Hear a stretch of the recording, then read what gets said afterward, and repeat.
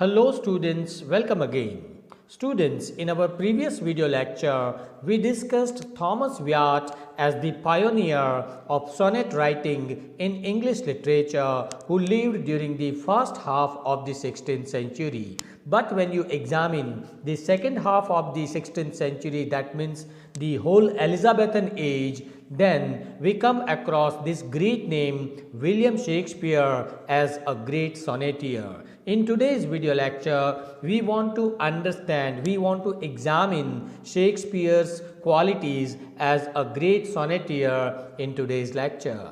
See, the whole Elizabethan age is rightly called a nest of singing birds. Okay, there were hundreds of poets who were writing so many fabulous poetry, fantastic poetry, and that's why the historians have called this age as the nest of singing birds. But most importantly, we have the trio poets Shakespeare, Edmund Spenser, and Philip Sidney, who are considered as the most flowering poets of this Elizabethan age, who have written some fabulous poetry. They heralded a new trend of writing great immortal songs and sonnets in sequence. Okay. Now, William Shakespeare has been applauded not only as a great dramatist, okay, as a poet also he is equally a great master artist of English literature.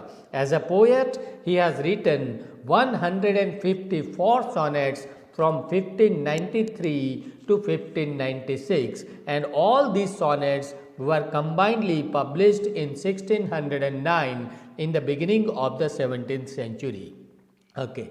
Now, out of these 154 sonnets, okay, now the first 126 sonnets are addressed to some imaginary person called Mr. W.H. Okay, some of the historians believe that this Mr. W.H. is none but William Lord Herbert, who was his patron, who was his friend. Okay, and the remaining last 28 sonnets are addressed to a lady called Dark Lady. Again, this character is also an imaginative character whom Shakespeare is believed to have loved in his personal life. So, remember 154 sonnets published in 1609, first 126 sonnets addressed to Mr. W.H. and the rest 28 sonnets are addressed to the Dark Lady. So, you can divide the whole the series of 154 sonnets into two categories. These first 126 sonnets are addressed to a young man who is superior to William Shakespeare himself. Okay, the first 17 sonnets encourage this youth to marry and have children. Why? Because the poet requests him to reproduce, so that the whole the physical beauty of that person will be eternalized through future generations. Okay, so all these sonnets written in the beginning, 126 sonnets, okay, they are written in sequence and they are addressed to Mr. W.H. Okay, the remaining sonnets, they are addressed to the Dark Lady. Okay, and this is a legendary character. Here the woman who is presented in all these sonnets, this woman seems to be very much mysterious and often tyrannous. Okay, and it causes the pain for the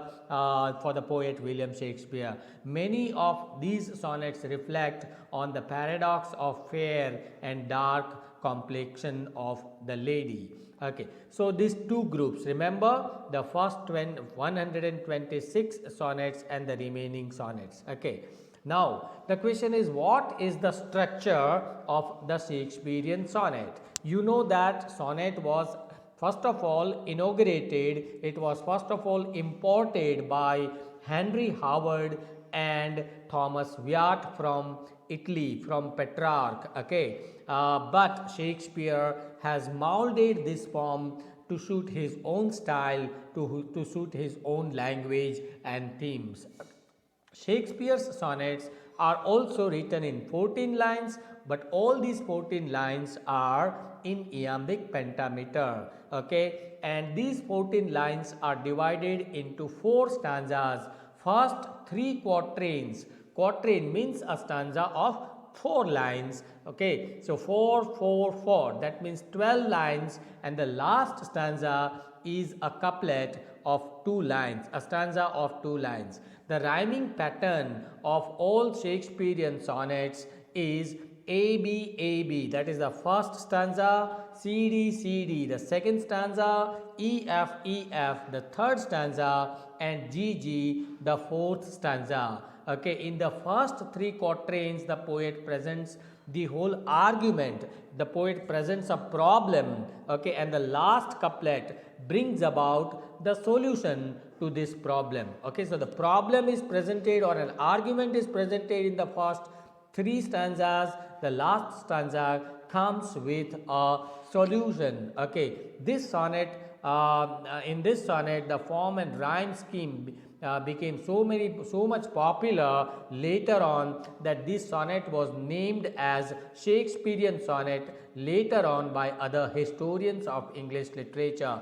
This Shakespearean sonnet is also known as English sonnet.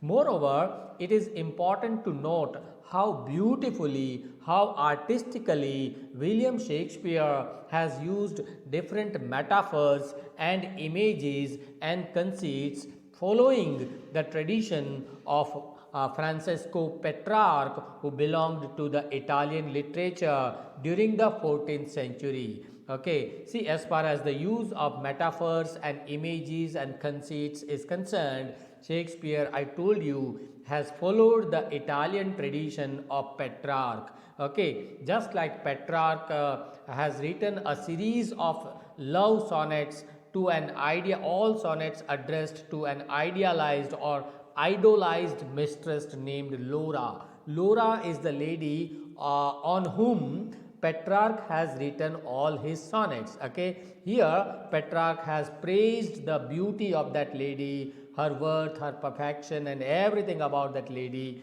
using different idealized metaphors. In the same manner, Shakespeare also follows this tradition and has presented these idealized comparisons between nature and the poet's lover. Okay, like you see these comparisons. Okay, the Shakespeare has written these lines: my mistress' eyes are like the sun. So eyes are compared to the sun. Her lips are as red as coral.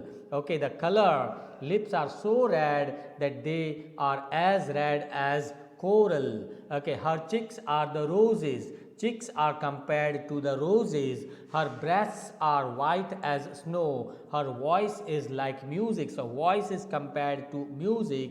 She is a goddess. Goddess means, again, this is a metaphor. She, the character, has been compared to a goddess. Okay, so these are some idealized metaphors used by William Shakespeare, for which Shakespeare has achieved popularity as a great poet. Now, another question that comes to our mind when we read his sonnets is, what are the major themes found in Shakespeare's sonnets? Then remember these 3 themes. He has written sonnets on the theme of love, on the theme of time, and on the theme of beauty. Okay. The first of all, love is seen as a common theme. You read any Elizabethan poetry, you read William Shakespeare, Edmund Spenser, or any other poet, Philip Sidney, and all other poets, love has always been the central theme of all Elizabethan poets. In the same manner, Shakespeare has also written sonnets on love. Time is also one of the themes. Here, his sonnets focus on the power of time, how time can wither away beauty.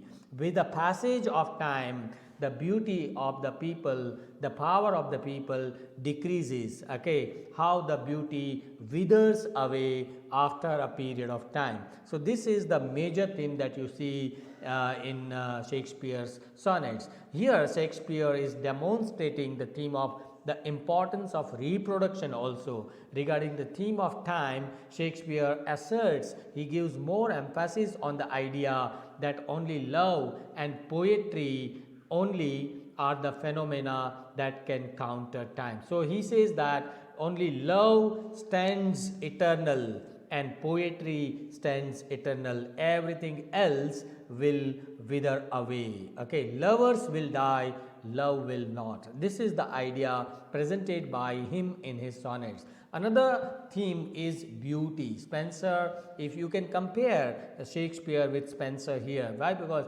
Spenser has also written poetry on the theme of beauty, but here there is a difference. In Spenser's amority songs, we find that Spenser has given moral or intellectual aspects of beauty, but in Shakespeare's sonnets we find the presentation of physical beauty. Okay, it is important to note here that while the subject of Spenser's sonnets was his desired female lover, Shakespeare's sonnets are addressed to a young man. Okay, so that's the difference here.